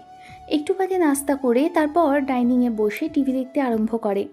ইশিকা আশেপাশে ঘুরঘুর করছে, হয়তো কিছু বলতে চাইছে কিংবা কিছু প্রয়োজন, সেটা ভেবেই ছেলেটা বলতে লাগলো, যদি কিছু প্রয়োজন হয় সেটা বলে দিন, কাল নিয়ে আসবো। আশেপাশে এমন ঘুরঘুর করে ভালোবাসা দেখাতে হবে না। মেয়েটা মাথা নেড়ে সেখান থেকে চলে গেল। ঈশান একটু বসে থেকে রুমে চলে আসলো। গাটা কেমন গরম গরম লাগছে, নির্ঘাত জ্বর আসবে। রাতে যে প্রচুর পরিমাণে জ্বর আসলো সেটা বুঝতে পারার আগেই সেন্সলেস হয়ে গেছিল। জ্বরের ঘোরে ছেলেটা বিড়বিড় করেছে, কখন ঘুমিয়েছে কি হয়েছে কিছুই জানে না। তবে ইশিকার যখন ঘুম ভাঙে উঠে দেখে ঈশান প্রচণ্ড পরিমাণে কাঁপছে। ইশিকার কেন জানি মায়া হলো, কপালে হাত দিয়ে দেখলো যে জ্বরে প্রচণ্ড শরীরটা পুড়ে যাচ্ছে। গায়ে জ্বর এটা দেখেই ইশিকা তাড়াহুড়ো করে উঠে বসে। তারপর ওয়ার্ড্রপ থেকে একটা কম্বল এনে গায়ে চাপালো, তাতেও কাজ হচ্ছে না। কিছুক্ষণ বাদেই ওয়াশরুম থেকে পানি এনে মাথায় দিতে লাগলো। পানি দিতে গিয়ে গাটা ভিজে গেল, যার জন্য শার্টটা খুলে দিয়ে তারপর গাটা মুছিয়ে দিতে লাগলো। ঈশানের শরীরটা ভীষণ পরিমাণে কাঁপছে। ইশিকা কি করবে ভেবে উঠতে পারল না। ছেলেটার এত শরীর খারাপ দেখে নিজেই কেঁদে ফেললো। ছেলেটাকে এত ইগনোর কেন করে ও, এই বিষয়টা ভেবেই ফুপিয়ে কাঁদতে লাগলো। শেষে ছেলেটার এমন অবস্থা দেখে উপায় না পেয়ে 2 হাতে বুকের মাঝে জড়িয়ে ধরল। মাথায় কতগুলো চুমু খেয়েছে জানে না। তবে একটু বাদেই ঈশানের কাঁপুনিটা কমলে ঈশিতা ওকে শুইয়ে দেয়। তার মিনিট 10 পরে আবারও কাঁপুনি দিয়ে জ্বর আসলো, যার জন্য ইশিকা আর রাগ করে থাকতে পারল না। নিজেও ঈশানের পাশে শুয়ে পড়ল। কোলবালিশটা ছুঁড়ে ফেলে দিয়ে বুকের মাঝে ঈশানকে জড়িয়ে ধরল। একটু বাদে ঈশান জ্বরের ঘরে এমন কিছু করতে লাগলো যেটা ইশিকা ভাবতেও পারেনি। ইশিকা আজকে সজ্ঞানে থেকেই ঈশানের আদুরে স্পর্শে থাকতে পারেনি, একদম ওর মাঝে হারিয়ে ফেলেছে নিজেকে। ঘণ্টাখানেকের ভালোবাসাময় মুহূর্তের আর আদুরে স্পর্শেই ইশিকা একদম মাতাল হয়ে গেছিল, যার জন্য ঈশানের ভালোবাসা একদম এলোমেলো অগোছালো হয়ে গেল। একটা সময় ছেলেটার বুকের মধ্যে মুখ লুকিয়ে নেয় ইশিকা আর ঘুমিয়ে পড়ে। পরদিন সকালে যখনই ইশিকার ঘুম ভাঙে উঠে দেখে ঈশানকে জড়িয়ে ধরে রেখেছে। ছেলেটাকে ছাড়িয়ে নেওয়ার চেষ্টা করলে তখনই ঈশানের ঘুমটা ভেঙে যায়। মেয়েটাকে এমন করে কাছে দেখে ঈশান ওকে তাড়াহুড়ো করে ছেড়ে দেয়। তারপর গায়ের শার্টটা খোলা দেখি বলতে লাগলো, কি হলো? তুমি আমার কাছে কেন? আর এই অবস্থা কেন তোমার? ইশিকা কোনো প্রশ্নের উত্তর দিল না। মেয়েটা কোনো রকমে চাদরটা শরীরে জড়িয়ে তারপর উঠে যেতে গেলে তখনই ঈশান বলতে লাগলো, ও শিট শিট, আমি একাই এত বড় একটা অন্যায় করেছি। আজকে জ্বরের কারণে তুমি আমার কাছে এসেছিলে, তাই না? আর না হলে নির্ঘাত আমি এমন কিছু করেছি যার জন্য তুমি আসতে বাধ্য হয়েছিলে। তুমি কেন আমার কাছে এসেছিলে? আমি তো এই সাইডে ছিলাম, আমার যতদূর মনে পড়ে। তাহলে এখন এখানে কেন আসলাম? ঈশান নানাভাবে ইশিকাকে বোঝানোর চেষ্টা করতে লাগলো, নানান কথা বলতে লাগলো, কিন্তু তাতে ইশিকা কোনো কথা বলল না। সেখান থেকে চলে গেল। একটু বাদে মেয়েটা ফ্রেশ হয়ে আসে। ইশিকার ঘাড়ে গলায় অসংখ্য কামড়ের দাগ, যেটা দেখে ঈশান বুঝতে পারলো যে কী করে ফেলেছে রাতে। ছেলেটা ট্রাউজারটা কোনো রকমে পরে নিয়ে উঠে গেল। তারপর ঈশান ইশিকার পায়ের কাছে হাঁটু মুড়ে বসে পড়ে। পাগুলো জড়িয়ে ধরতে গেলে মেয়েটা পাগুলো সরিয়ে নেয় আর বলতে আরম্ভ করে, কি পাগলামি করতেছো ঈশান? আমি কি তোমাকে কিছু বলে দিছি? তোমার অধিকার ছিল, করেছো। এখন এত ভয় পেতে হবে না। তাছাড়া তুমি আমার কাছে আসোনি, আমি নিজে থেকে এসেছি। আর ভয় পাওয়ার কিছু নেই। আমি সজ্ঞানেই ছিলাম, আর সব কিছু বুঝে শুনেই হয়েছে। তোমাকে এসব নিয়ে ভাবতে হবে না। কিন্তু তুমি আমাকে ঘৃণা করো, তাহলে কেন কাছে এসেছিলে? তুমি না বলেছিলে তুমি আমাকে শাস্তি দেবে? তাহলে কেন কাছে আসার দরকার ছিল? তুমি তো আমার ভালোবাসাটা এখন আর চাও না। আর তোমাকে আমি ভালোবাসি কিংবা কাছে আসি এরকমটা কেন করলে? এখন তো তুমি আমাকে আরও ভুল বুঝবে। এখন আমার এখানে দোষ থাকুক বা না থাকুক, তুমি যে আমাকে অনেক বাজে ভাববে, ভুল বুঝবে, সেটা আমি খুব ভালো করেই বুঝতে পারছি। কি দরকার ছিল এমন করে কাছে এসে আমার সাথে ফিজিক্যালি ইন্টিমেট হবার? আমি জ্বরে ঘুরে যা ইচ্ছা তাই করতাম, তাতে তোমার কি? কারণ তুমি আমার স্বামী, তাই তোমার কাছে এসেছি। আমি আসার প্রয়োজন মনে করেছিলাম, তাই এসেছি। এত কথা বলতে হবে না তোমাকে। না, প্রয়োজন নেই। আমি মরে গেলে মরে যেতাম, তাতে তোমার কি? যাকে ঘৃণা করো তাকে এত ভালোবাসা দেখাতে হবে কেন ইশিকা? ইশিকা কেমন করে যেন তাকিয়ে রইল। ঈশান সেখান থেকে উঠে ওয়াশরুমের দিকে চলে গেল। একটু বাদে বেরিয়ে আসলো, ফ্রেশ হয়ে নিল, তারপর ব্রেকফাস্ট করলো। ইশিকা কাউকে বলল না ঈশানের জ্বর এসেছে। ছেলেটা একটু বাদে নিজেই বাসার বাইরে বেরিয়ে গেল। তারপর ফার্মেসি থেকে মেডিসিন আর কিছু প্রয়োজনীয় জিনিস নিয়ে আসে। তারপর নিজের মেডিসিনগুলো খেয়ে নেয়। এর মাঝে ইশিকা রুমে আসতেই ঈশান ওর দিকে কিছু মেডিসিন এগিয়ে দিয়ে বলতে লাগলো, যেহেতু এগুলো তোমার ইচ্ছাতেও হয়নি আর আমার ইচ্ছাতেও হয়নি, তাই মেডিসিনগুলো খেয়ে নিও। কনসিভ করার সম্ভাবনা থাকলে সেটা আর হবে না। ঈশানের এমন ধারা কথাতে ইশিকা এবার বেশ খানিকটা অবাক চোখে ওর দিকে তাকিয়ে রইল। এই ছেলেটা কি বলছে? এর কি মাথা খারাপ? কী সব আজে বাজে কথা বলছে? কিন্তু ঈশান আর কোনো কথা বলল না। ইশিকাকে কথাগুলো বলে ঈশান রুম থেকে বেরিয়ে গেল। সারাটা দিন ছেলেটা এদিক ওদিক ঘুরে বেরিয়েছে জ্বর গায়ে নিয়ে। ঈশানের এটুকুই খারাপ লেগেছে যে মেয়েটা রাতে নিজে থেকে কাছে এসেছিল, আর আজকে শরীরের এত জ্বর, তারপরও মেয়েটার কোনো মাথা ব্যথা নেই। ঈশান ভেবেই কষ্ট পাচ্ছিল, তাই সারাটা দিন বাসায় যায়নি, এদিক ওদিক ঘুরে বেরিয়েছে। সন্ধ্যার মুখে আবার জ্বর আসলে বাসায় চলে গেল। তারপর গিয়ে অনেকক্ষণ শুয়ে রইল। একটু বাদেই ইশিকা আসতেই ঈশান উঠে আবার বাইরে চলে গেল। কোনো রকম একটু নাস্তা করে বসে রইল। রাতের খাওয়া দাওয়া করে যখন রুমে আসবে তখনই ইশিকা ওর পাশে পাশে আসলো। রুমে আসার পর ঈশান সোফায় গিয়ে শুয়ে পড়ল। ঈশানের এরকম কর্মকাণ্ডে ইশিকা প্রচণ্ড পরিমাণে অবাক হয়েছে। কিছু বলতে যাবেই তার আগেই ছেলেটা বলতে লাগলো, যাকে ভালোবাসো না তার সাথে না থাকাই ভালো। আর এত ঘৃণা করার পরও সেই মানুষটার কাছে আমি আর বাজে হতে চাই না ইশিকা। আমি বুঝতে পারিনি সেদিন এরকম কিছু হয়ে যাবে, আর এত কিছুর পর তুমি আমাকে ভুল বুঝবে। আমি জানি আমি সেদিন যেটা করেছি আবেগের বশে, তারপরেও সেটা ক্ষমা অযোগ্য ছিল। যদি কখনো পারো ক্ষমা করে দিও। আমার ভুল ছিল, ভুলটা শুধরে নেওয়ার চেষ্টা করতেই বিয়েটা করেছিলাম। অন্য কেউ হলে সেটা করতো না, কিন্তু আমি চেয়েছিলাম সবটা ঠিক থাকুক, কারণ তোমার প্রতি আমার ভালোবাসা ছিল। সেই জন্যই তোমাকে এমন করে নিজের সাথে মিশিয়ে নেওয়ার চেষ্টা করেছিলাম। আর তুমি ওরকম করে সেদিন আমার কাছে এসেছিলে বলে ভুলটা হয়েছিল। তারপরেও নিজের শব্দ স্বীকার করে নিয়েছি। যাই হোক, ঘুমিয়ে পড়ো। আর আমাকে নিয়ে এত চিন্তা করতে হবে না ইশিকা, যেটা হবে আমার হবে। তোমাকে এইসব বিষয় নিয়ে এত ভাবতে হবে না। ঈশান কথাগুলো বলে শুয়ে পড়ল। রাতে আবারও কাঁপুনি দিয়ে জ্বর এসেছে। ইশিকা বুঝতে পেরে গিয়ে ঈশানের মাথায় জলপট্টি দিয়েছে, তারপর জোর করে বেডে এনে শুইয়ে দিয়েছে। রাতে আবার জড়িয়ে ধরে ঘুমালো। আবার সেই কাজ, সেই হলো আগের দিনের মতো। পরদিন সকালে ইশিকা নিজেই তাড়াতাড়ি উঠে ফ্রেশ হয়ে নেয়, যেন ঈশান কিছু বুঝতে না পারে। তবে ছেলেটাকে বেডে এনেছে দেখে এক গাদা কথা শোনালো, তাতেও ইশিকা কিছু মনে করল না। এমন করে মাঝে কেটে গেল আরও 2টা মাস। আর এই 2 মাসে ঈশান বুঝতে পেরেছে ইশিকার মনটা আজকাল খারাপ থাকে, তবে মেয়েটা কিছু বলতে গিয়েও বলতে পারে না, যার জন্য এই ঈশানের প্রচণ্ড পরিমাণে অবাক লাগে যে মেয়েটা আগে ওকে এত ভালোবাসতো, একদিন কথা না বলে থাকতে পারতো না, আর আজকে সেই মেয়েটাই এমন করে ইগনোর করে। বিয়ের 4র্থ মাসের মাথায় সেদিন আব্বু হুটহাট করে ঈশানকে কল করলো। আব্বু জানালো ঈশিকা হঠাৎই অসুস্থ হয়ে পড়েছে, যার জন্য ঈশানকে বাসায় ডেকে পাঠালো। নিজেই ডক্টর, তাই তাড়াহুড়ো করে বাসায় আসলো। তারপর ঈশিকাকে দেখলো বেডে শুয়ে আছে। ঈশান মেয়েটাকে ভালো করে চেক আপ করলো, আর কি কি লক্ষণ দেখা দিয়েছে আর কি কি হয়েছে সেটা জিজ্ঞেস করতে আম্মু তখন বলতে লাগলো, দুপুরে খাবার খেতে গিয়ে বমি করছিল, আর কালকে থেকে নাকি হচ্ছে মাথা ঘুরছে, বারবার বলছিল বমি বমি ভাব হচ্ছে। বিষয়টা শুনে ঈশান ঈশিকাকে একটা প্রেগন্যান্সি কিট দিল। তারপর সেটা নিয়ে পরীক্ষা করে আসতে বলল। মেয়েটা মিনিট 15 সময় নিয়ে টেস্ট করে বের হলো।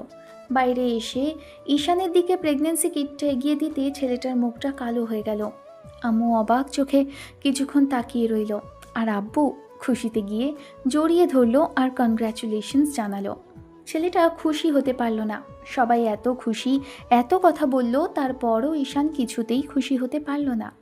এটা ভেবে যে বাচ্চাটা অনাকাঙ্ক্ষিত, আর বিয়ের আগে এরকম কিছু হওয়ার কারণে হয়তো হয়েছে, আর না হলে জ্বরের ঘরে বারবার এরকম করে ওর কাছে এসেছিল, তারপরই এত কিছু হয়েছে। ঈশান কিছুক্ষণ চুপ করে রইল। আব্বু আম্মু সবাই বাইরে বেরিয়ে যেতেই ঈশান ঈশিকার কাছে আসলো। ঈশিকা চুপ করে আছে, লজ্জা মাখা মুখটা নিয়ে মাথা নিচু করে রেখেছে। তখন হাত দুই জোর করে বলতে লাগলো, সব কিছুর জন্য আমি দায়ী, আমার জন্য এরকম কিছু হয়েছে। ঈশিকা, আমি জানি না আমি কি করব, তবে আমার মনে হচ্ছে আমি অনেক বড় অন্যায় করে ফেলেছি। আমি বুঝতে পারছি এই বাচ্চাটা অনাকাঙ্ক্ষিত, আর তুমি এই বাচ্চাটা রাখবে না। আব্বু আম্মুকে জানিয়ে আমি অনেক বড় ভুল করে ফেললাম, এটা বলা হয়তো ঠিক হয়নি। আমি বুঝতে পারছি তুমি এই বাচ্চার কথা শুনে খুশি না। যাই হোক, তুমি অ্যাবর্শন করিয়ে নিও, আমি ব্যবস্থা করে দেব। আর হ্যাঁ, এটা ঠিক যে আমি তোমাকে ভালোবাসি, কিন্তু জোর করে আমার কাছে আটকে রাখতে চাই না। তুমি যে এখন আমাকে ভালোবাসো না সেটা আমার জানা আছে। আর হ্যাঁ, তুমি যদি আমার সাথে থাকতে না চাও সেজন্য। ঈশানের কথাটা শেষ হয়ে উঠতে পারল না, তার আগেই ঈশিকা ঈশানকে জাপটে জড়িয়ে ধরল আর ফুপিয়ে কেঁদে উঠল। ঈশান মেয়েটাকে কি বলবে বুঝে উঠতে পারছে না। তারপর নিজেও 2 হাতে জড়িয়ে ধরে মেয়েটা। ঈশান, এসব তুমি কি বলতেছো? এটা আমাদের বেবি, ও আমাদের অস্তিত্ব। আমরা ভালোবেসে অন্যায় করেছিলাম, তার জন্য বিয়ে করে শুধরে নিয়েছি। এরপর যেটা হয়েছে সেটা আমার সম্মতিতেই হয়েছে। তুমি চাওনি তাতে কি হয়েছে, কিন্তু আমার তোমার সম্পর্কের প্রয়োজন ছিল, স্পর্শের প্রয়োজন ছিল, তোমার ভালোবাসার খুব বেশি দরকার ছিল, তাই তো আমি এমন করেছি। তাহলে তাহলে তুমি কেন এমন করলে? এমন একটা কথা তুমি কি করে বলতে পারলে যে আমি বাচ্চাটাকে রাখতে চাই না, আমি চাই ওকে? কিন্তু আমি তো ভেবেছিলাম যে তুমি আমাকে ঘৃণা করো প্রচণ্ড পরিমাণে, আর সেদিন ওই ওই ঘটনার পর থেকে তুমি আর আমাকে ভালোবাসো না। তাই আমি ভয় পেয়ে গিয়েছিলাম যে তুমি এমন কথাই বলবে, আর সেদিনের পর থেকে তো আমি তোমার কাছে আসারও চেষ্টা করি না। তুমি আমার গায়ে হাত তুলেছিলে, তাতে আমি বুঝে গেছি। রাগ হয়ে গেছিল খুব, বেবি। আমি বুঝতে পারিনি রাগের মাথায় এমন করে মেরে দেব। তারপর কত কেঁদেছি জানো, তোমার গায়ে হাত তোলার কারণে বলতেই পারিনি আমি এত বড় অন্যায় করেছি। আর এই বেবিটা তো আমাদের, বলো ওর কি দোষ? ও তো কোনো অন্যায় করেনি, দোষ করলে আমি করেছি। তুমি তার জন্য আমাকে শাস্তি দাও, তারপর ওকে কিছু করার কথা বলো না প্লিজ। তার মানে তুমি বেবি হওয়াতে খুশি, তুমি ওকে রাখতে চাও? কেন রাখতে চাইবো না? ও আমাদের ভালোবাসার ফল, আমার ভালোবাসার অস্তিত্ব। ওকে কেন আমি মেরে ফেলতে চাইবো? তুমি এই কথাটা কি করে বলতে পারলে ঈশান? আমি তোমার উপরে রাগ করে থাকলে ওর উপরে কি করে রাগ করি? আমি তো ভালোবেসেই তোমার কাছে এসেছিলাম, তারপরে এরকম কিছু হয়েছে। তুমি এরকম একটা কথা আমাকে বলতে পারলে? আচ্ছা বাবা, সরি, এবার কান্নাকাটি করতে হবে না। দেখি তাকাও আমার দিকে। আসলে আমি ভয় পেয়ে গিয়েছিলাম, ভাবতে পারিনি যে তুমি এই বেবিটা রাখতে চাও, আর ভুল করে বলে ফেলেছি। আর কখনো এরকম বলবো না। দেখি তাকাও আমার দিকে এবার। তারপর নিজেও 2 হাতে জড়িয়ে ধরে মেয়েটাকে। ঈশান ঈশিকাকে ছাড়িয়ে নিল, তারপর মুখের 2 পাশে হাত রেখে চোখের পানি মুছে দিল, কিন্তু তাতেও কোনো কাজ হলো না। মেয়েটা ফুপিয়ে উঠছে, তাই ঈশান ওর চোখের পাতায় কিস করলো। তারপর ঠোঁট দিয়ে চোখের পানি শুষে নিল। আলতো করে চোখের পাপড়িতে চুমু খেলো। সারা মুখে মিনিট 5 চুমু খাওয়ার পর যখন ইচ্ছে করলো বউটাকে আদর করতে, তখন ওর নাকি, কানে, গলায়, ঘাড়ে চুমু খেলো। আর ঠোঁটের উপর ঠোঁটজোড়া রাখতেই ইশিকা ছেলেটার চুলগুলো 2 হাতে খামছে ধরল। ফুপিয়ে কাঁদছে মেয়েটা, তারপরও পাগলের মতো ঠোঁটে স্পর্শ করার জন্য পাগল হয়ে আছে। ঈশান মেয়েটাকে টেনে কোলের মধ্যে বসালো, তারপর কোমর জড়িয়ে ধরল আর এক হাতে মুখের পাশে রেখে চুমু খাওয়াতে ব্যস্ত হয়ে পড়ল। ভালো থাকুক ভালোবাসা। দেখা হচ্ছে অন্য কোনো দিন, অন্য কোনো গল্পে। ততদিন পর্যন্ত সুস্থ থাকবেন, ভালো থাকবেন আর অবশ্যই আমাদের সাথে থাকবেন। ধন্যবাদ। আল্লাহ হাফেজ।